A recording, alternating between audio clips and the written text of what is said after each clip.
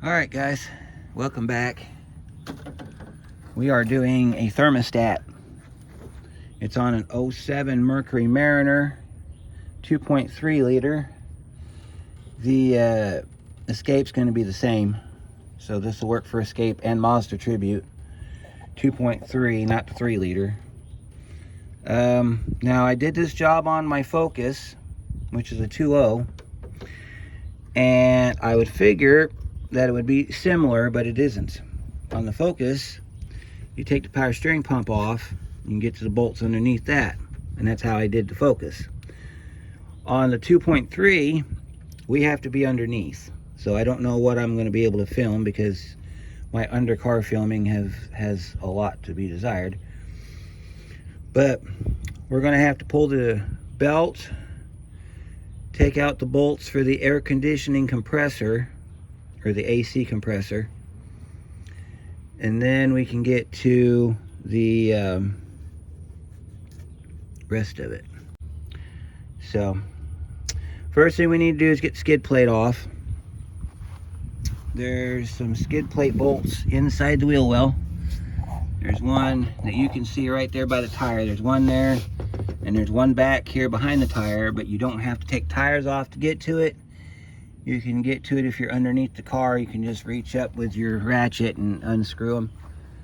It's the same two screws on the driver's side. So we got one there, one back over there, and then you got a bunch along the bottom. And then you get the skid plate off.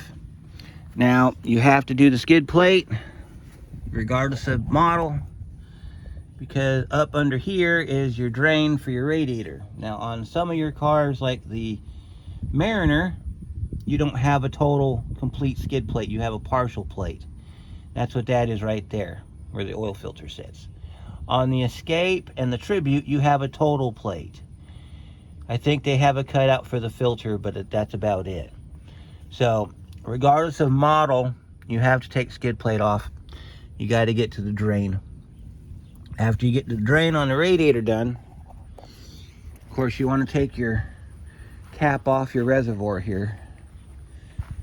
So, we'll take our cap off our reservoir. This would be a great opportunity, since we're changing the thermostat. We need to do a coolant flush on this vehicle so it's good. Reason we're doing the thermostat on this vehicle, because it came with a P0128, which just says coolant thermostat on it, and it's not warming up the temp.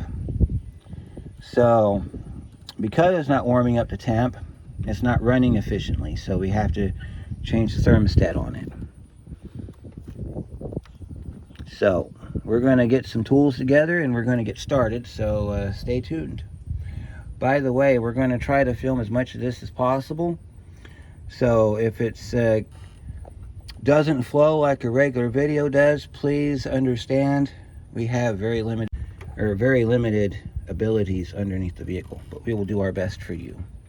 So stay tuned. All right, so we got to get our skid plate off. I got the wheel off because I have to do brakes on this too. We got some problems with our brake hose here. And we've got some unusual brake wear on the rotors, so that's a whole other job altogether. So on these, you have one Phillips screw back here that, in my experience, if you lightly turn it, like barely hold the screwdriver in the slot, it'll unscrew. Then when you get it out enough, you can use a trim tool on it and get up behind here and pop it out. I'll show you exactly what I'm talking about. Go to our box here and find our very invaluable trim tool that we've had lately. Of course, I am not going to work under this vehicle with jacks because I'm not an idiot. And I don't want to die today. So we'll take our piece here and we'll set it on our jack.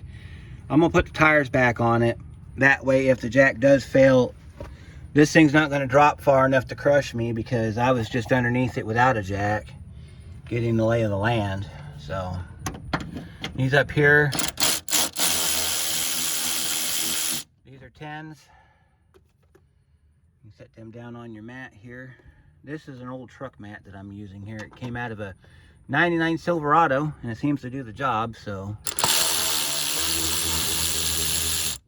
I do enjoy using these truck mats to lay on other than a tarp, or I also have carpet that I use too. You might have seen that in a few videos.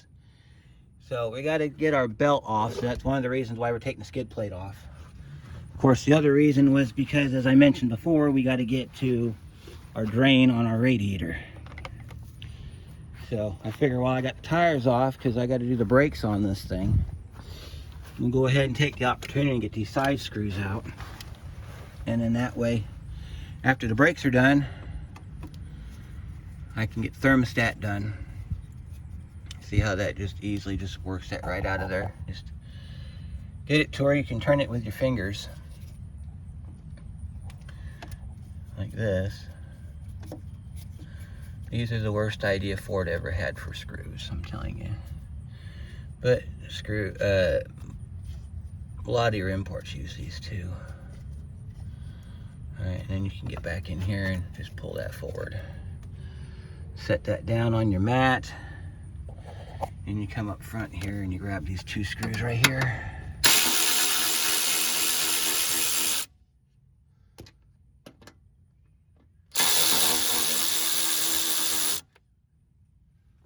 Set these screws down here on your mat. If you've got a magnetic tray, I would put them in a magnetic tray. Then you want to pull back on it, make sure it's not stuck to the side of the car like that. Just let it hang down because the rest of the bolts are underneath. So you'll see all those underneath when you get underneath it. So now that we got that done, and we'll see what happens, but we'll be back in a minute. All right, we're working on getting the thermostat out of this Mariner. I got the belt pulled. You got to pull the AC compressor to get to it. There's a bolt up in the top. I don't know if you can see it. It's up here somewhere. We got two bolts down here. We got to get those out. Pull the AC compressor back. Thermostat sits right above it. So that's what we're doing here. It is dark out because I decided I'm not going to wait till the next day to tear into this. We spent all day working on the brakes. That's a whole other video. These are 13mm bolts and they're countersunk. The top ones are a little bit deeper in than the bottom ones. Now there's conversation over how many there's supposed to be. Some people say there's 4, some people say there's 3. And if it's doesn't matter, you got to get the bolts out, and then we're gonna hook a ratchet strap around this compressor, and we're gonna just kind of hang it off to the side a little bit so we can get to our thermostat. There's one of our bolts right there. So we're going to just leave that out because, well, actually we can go ahead and pull it completely out. Look at that. There's one of our bolts right there. All right. So we're going to get these two out real quick. See if we can get those with the ratcheting wrench. We got them already broke loose with the regular ratchet. So we should be able to get these out. And if that's all there is, then this thing will start to fall. If not, then we know there's another bolt stuck up in it. So I don't know if you can see too well here, but you can see where my ratchet is over here on the side. Got to get that thing up in there. Now let's see if we can get it on this one here. There we go. We can get it on that front one.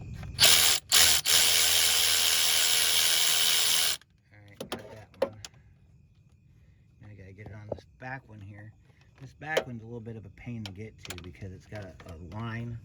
I can't tell you if it's power steering line or AC line. It's AC line. And we got to get probably need to go get a 13 extension for it, or 13 deep socket to reach it. Here's our other bolt at the bottom.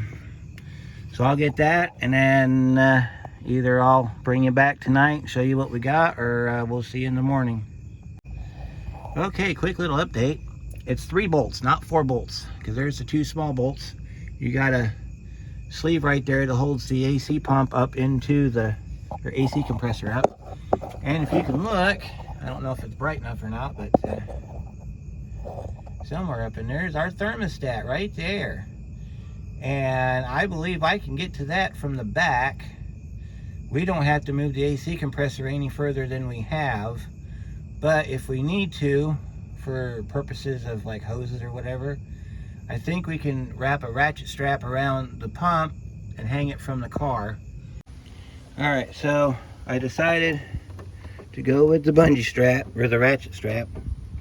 So I got it hooked to this eyelet back here that you use for lifting the engine up. I got it tied. I don't have it tight because I don't want to break any hoses or any plastic bits, because you risk doing that when you do this job. But you can see part of the AC compressor sitting right there. There's our compressor, there's our strap, it's hanging down. Up there is the thermostat. It's got 3 bolts in it. It's got the one that you can see. There's one on the other side, and then there's one on the top. The good news about this is this hose right here is the small hose that's on the thermostat. So when I get all the bolts out, those are 8mm bolts. So I get all those bolts out, I can go ahead and pull this off, and then we can take the hoses off and then put the hoses back on and put it back up in there. So that's how we're going to do it. I decided to hang this because you don't want to hang it from the hoses, because that's how you cause a Freon leak, and we don't need a Freon leak. At least this way, if I need to shove it to the side or something, I've got a little bit of room. I can work it back and forth, but I don't think I'm going to need any room. So I'm going to go ahead and get those bolts pulled out, and we'll get this thermostat out of here. Make sure that you have a drain pan, because even though you may have gotten all the antifreeze out of it, chances are there's still some in the hose. Okay, I got 2 of the 3 screws out. The one that you can see is real easy to get to. The other one, which is right up in there, you got to move the hose to get to it. The third one sits up here. It's that one right there. You can get to it with a regular ratchet. So that's what I'm trying to do here.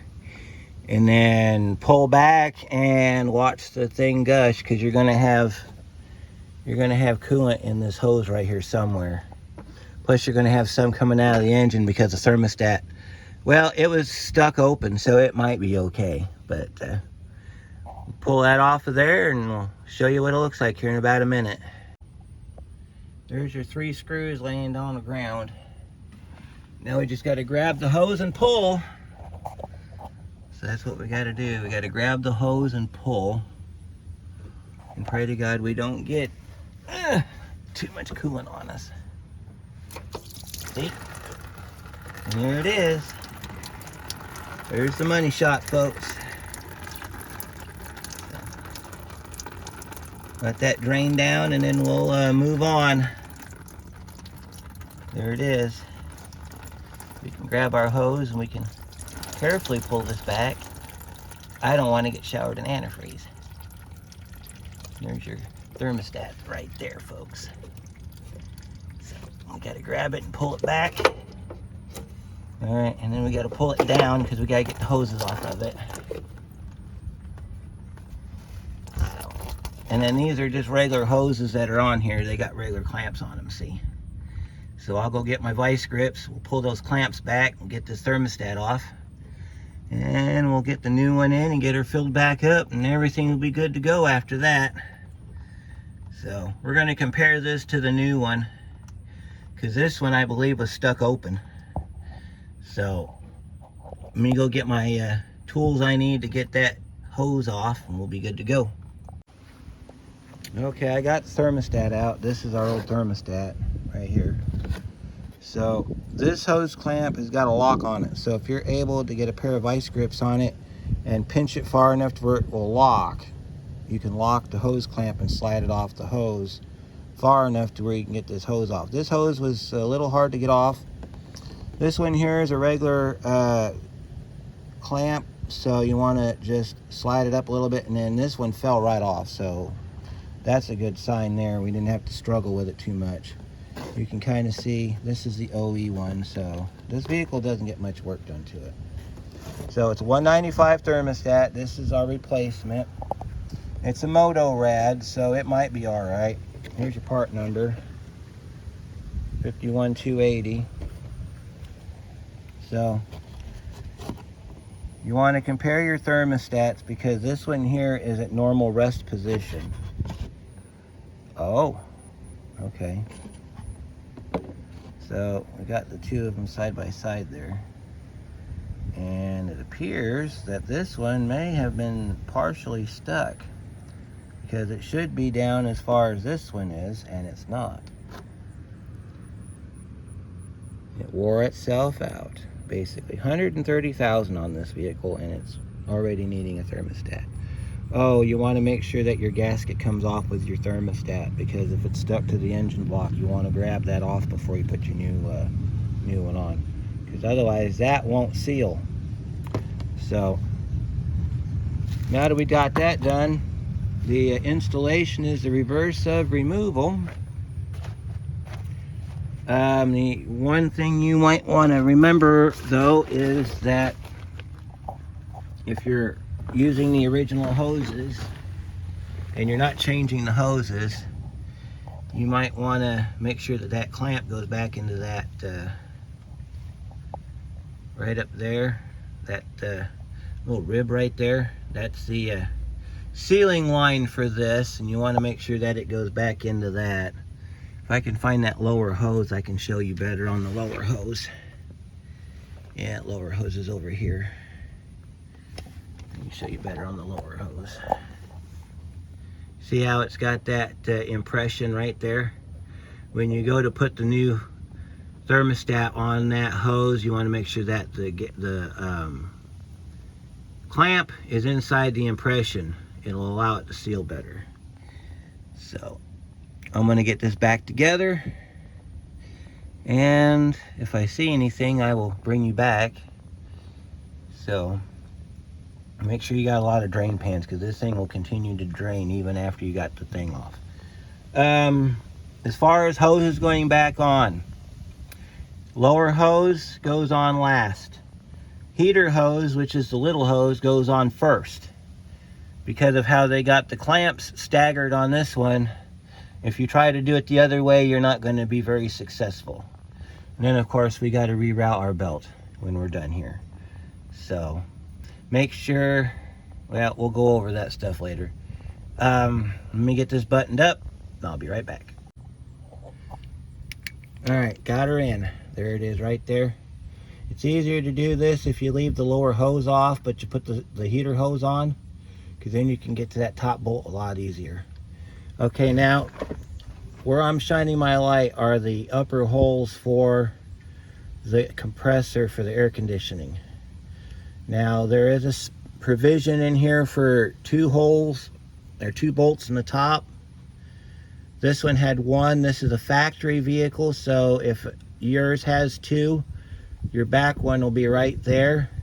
If it came out with 3, don't worry about it, because if you look down here on the compressor, you've got alignment pins that you need to line this up on. So you'll get it up there and you'll align it on the bottom. Then you'll put your upper bolt in and then tighten these down. So that's what I'm going to do next, and then I'll bring you back. We'll clean off our pulley because it's got antifreeze on it. We don't want it squealing. And we'll go ahead and get our belt put on. So I'll be back in a minute.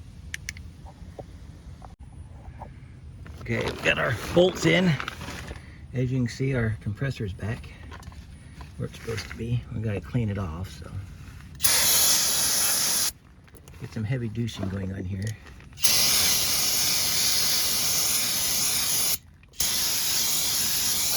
Clean all that off up there. Go nuts with it here because it's all dirty under here. Need to get all this crap out of here. We'll let that dry, and then we'll put our belt on. So I've got to fix the radiator because the drain plug broke on it years ago. We went to do a coolant flush on this car, and I went to tighten the drain plug up, and the outside of the drain plug broke off. So now, while we're waiting on that to dry, I need to come over here and get our piece of broken drain plug out.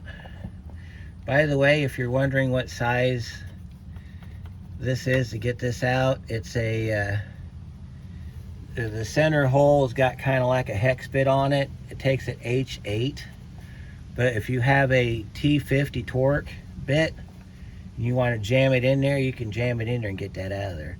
Now this comes out, I got to use a pair of vice grips and I got to rip it out because it's got two little clips on the inside and you got to overcome the clip.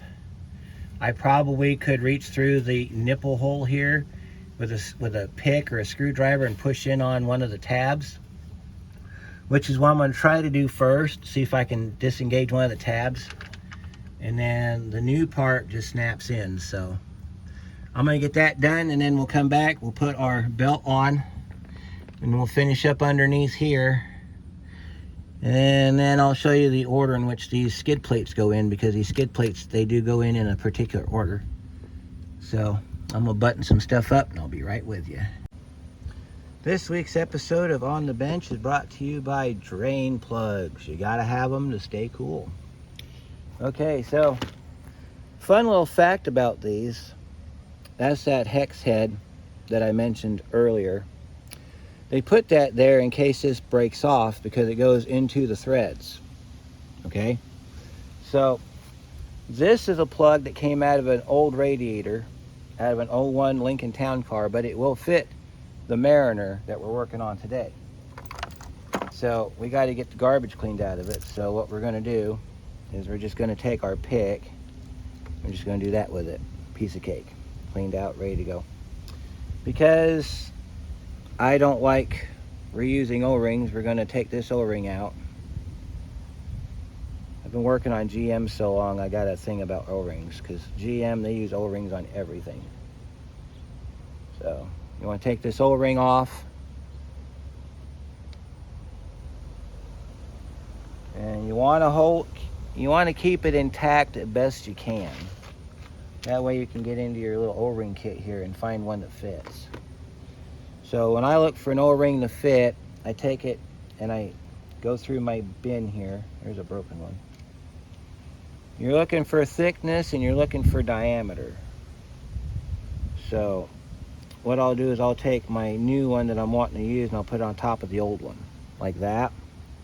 That one looks like it's going to work, so what I'm going to do is I'll set my old one to the side. Well, I think I need a thicker one because this one's not very thick. But let me see what it'll do. Roll this down onto our space here. Now that looks okay, but I'm going to do a double O-ring. And the reason I'm doing a double O-ring is because we need to fill that space. We want to make sure that when we put antifreeze in this vehicle that does not leak. And you can double O-ring, but be warned, it doesn't always work. Sometimes it'll still leak. So, and then we'll install this in the vehicle. So that'll do it for this episode of On the Bench. Now let's get back to our car and get this installed.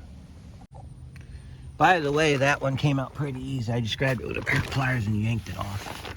Now, you want to compare these two, by the way. You see how I did the double O-ring versus the single O-ring. There's a little bit of a gap there. But all it has to do is seal. So go up here to where our radiator drain is, right there, that empty hole. And this just pushes back in like this. You hear it click. Spin it in by hand until it gets hard to turn. And then you want to keep going. You want to just keep going until it stops, and then you're supposed to take a wrench or a crescent wrench or something and you want to tighten that down, but as you can see, it's pretty tight. We have very little gap here. I probably could put my fingernail in there. It's tight enough. And then to confirm it, we'll leave our drain pan under here and we'll go get some coolant and we'll start adding some coolant to it. We'll get our radiator filled up, and then that'll give us an opportunity to check the water, the thermostat for leaks, because if it's going to leak, it'll do it with the engine off faster than it will with the engine on because of the way the cooling system's designed on this vehicle. So if you're unfamiliar with how the system works, I'll give you a brief tutorial. Okay, so here's your reservoir. This is your upper hose. Your upper hose goes into the top of the radiator, okay? So as soon as we fill this up, you have another hose down here. It's called a bypass hose, right down here where my finger is. That bypass hose goes down into a lower part of the lower part of the radiator down there where, let's see if I can get my hand to wiggle the hose for you here so you can see it. This one right here goes right above the lower radiator hose. So as soon as we get coolant in here, it's going directly into the lower radiator hose. It's going to hit our thermostat first. Then it'll fill the radiator up. And then when we start the car up, this has got a 195 thermostat in it. So when the temperature gets up to 195, it'll open up the thermostat. And then we're going to be watching for bubbles, because that's when it's going to start to bubble real good, is that after the thermostat opens, because that's going to get all the air out. It's going to get all the coolant in the system properly. And then of course we have to check our heater for cold and everything, so that's a big old process.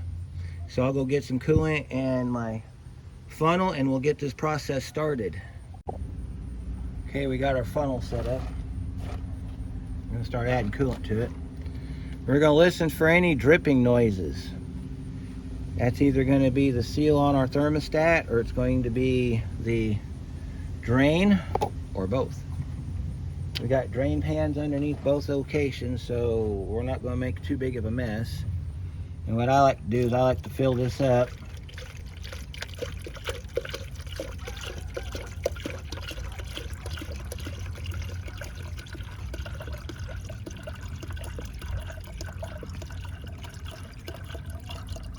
And then I'll pull the plug on it here.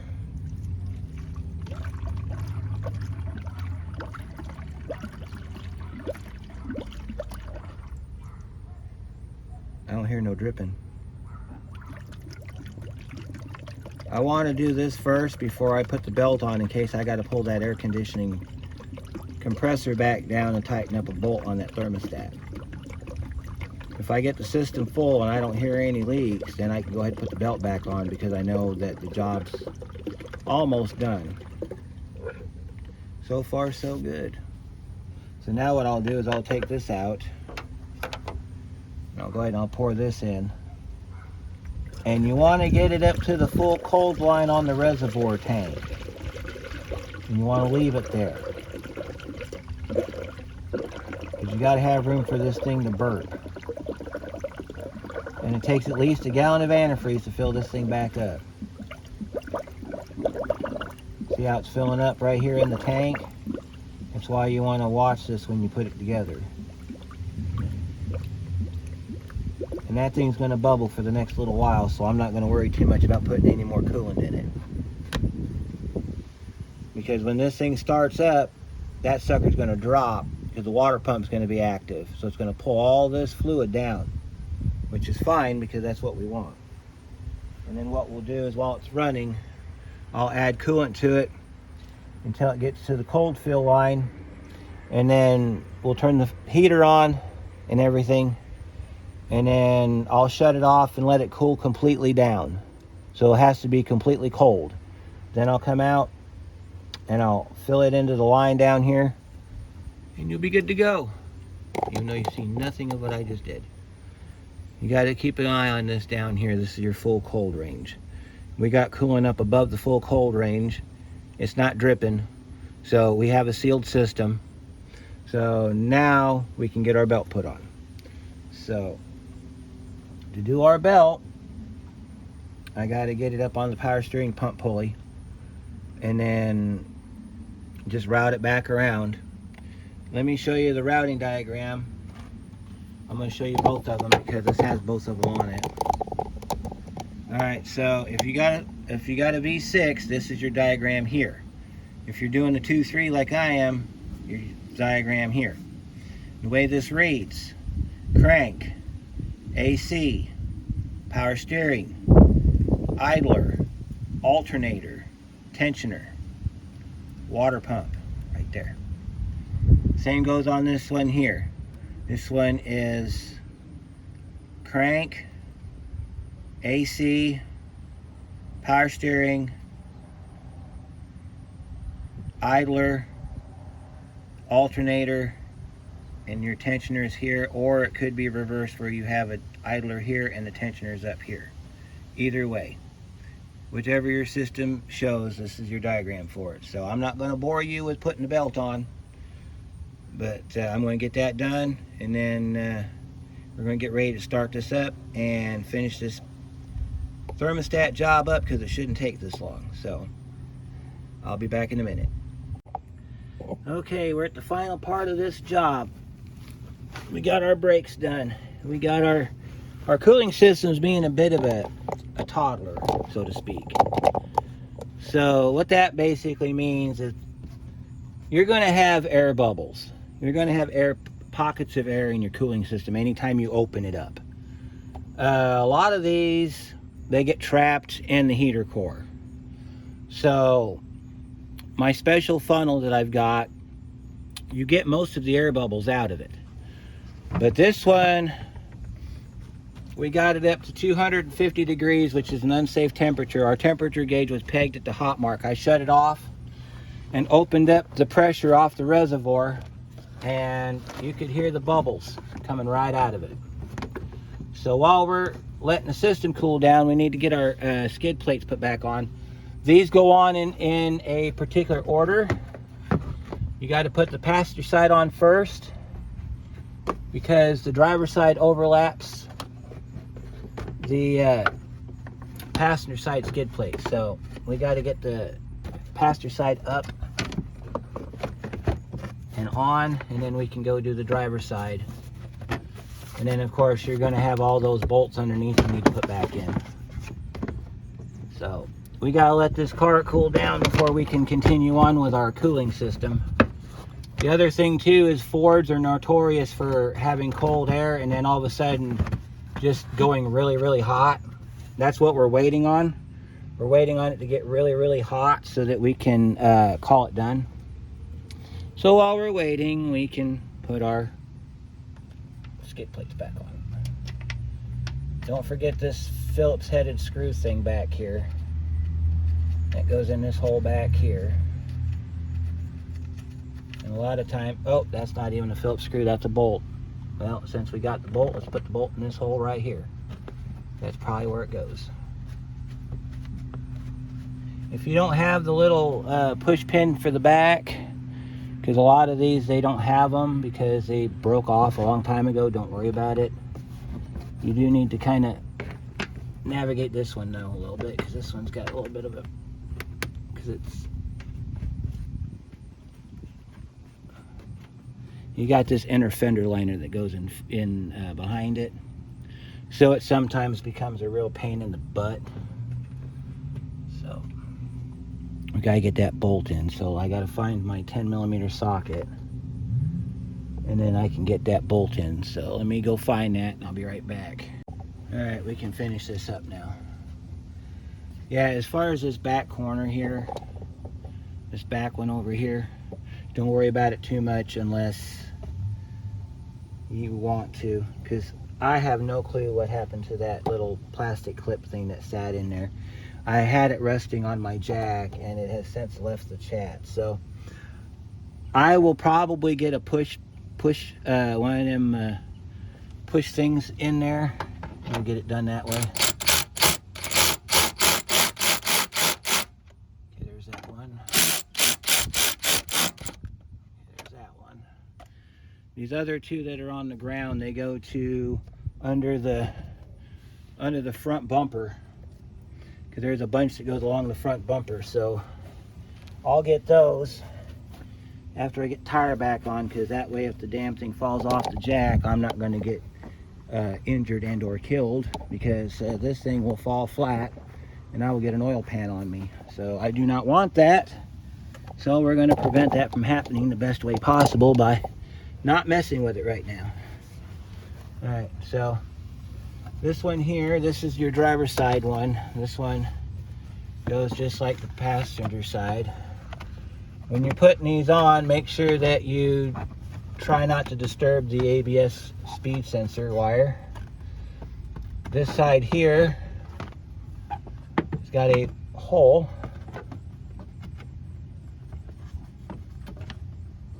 Let's see if we can figure this out. I think it's getting caught on the body. We need to get it up above that line right there. This one here is a little bit of a chore.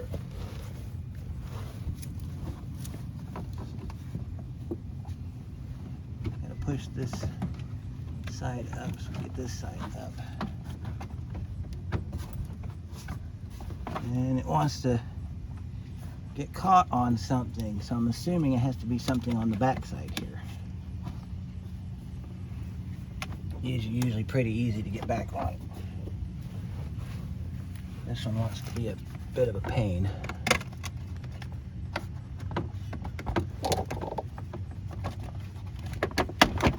There we go. Make sure this pulls up on the back side there, like that. And then as soon as you can, get a screw in it. Any of these screws will work, they're all the same. Put this one in it here. And then we need this one over here.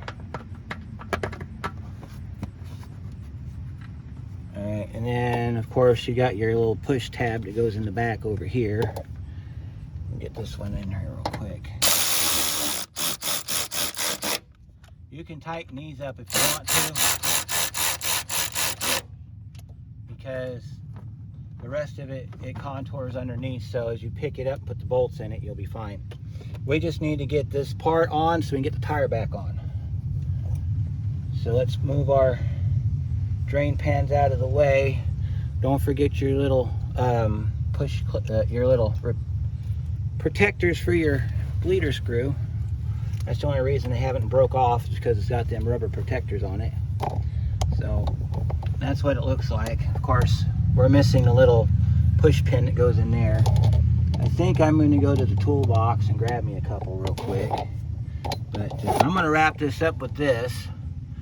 So I hope you enjoyed this little series we did on this Mariner. Like I said in the beginning of the brakes video, this process is good for the Escape and the Mazda Tribute, which is their version of this SUV.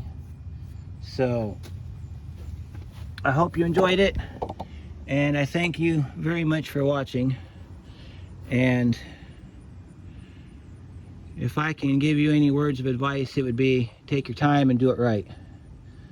So we'll see you on the next one.